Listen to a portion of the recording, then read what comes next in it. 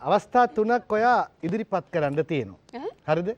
දක්ෂ නිවේදිකාවක්. පළවෙනි අවස්ථාව ඔබ ලොතරැයි කෝඩුවක සිට ලොතරැයි පත් අලෙවි කරනවා ස්පීකර් එක දාලා. හරිද? ලවුඩ් ස්පීකර් එකෙන්. දෙක ශීඝ්‍රගාමී දුම්රිය මැදිරියට ඇවිල්ලා තියෙන්නේ. වේදිකාවට ළඟට ඇවිල්ලා. ඕ රංගනයියේ ඔයා නම්. හරිද? තුන්වෙනි අවස්ථාව. එකෙන් අවස්ථාවක් තෝරගන්න කියන්නේ. නෑ තුනම. ඔව්. පළවෙනි අවස්ථාව ඉන්නේ ලොතරැයි අලෙවි කරන අවස්ථාව.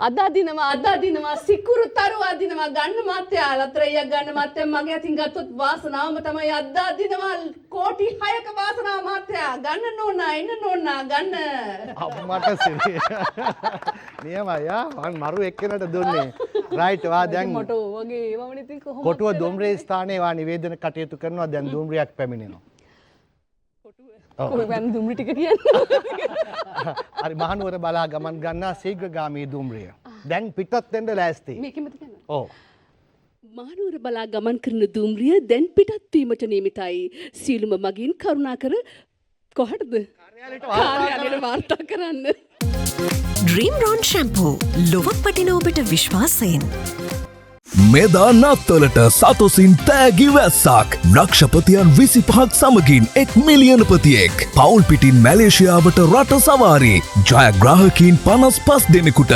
රුපියල් 50000ක් වටිනා නොමිලේ සතොස සාප්පු සවාරී ලංකා සතොස ඔබටත් ලාභයක් රටටත් ලාභයක් ඊළඟට කියන්නේ ඒක මෙම දුම්රිය රාගම ඔය නම් ටිකක් කියන්න ගම්පහ පේරාදෙනිය නතර කරනවා ඇති කියලා. මෙම දුම්රිය මාතර ගම්පහ කොහෙද? මාතර නවත්තන්න බෑ. රාගම ගම්පහ පේරාදෙනිය.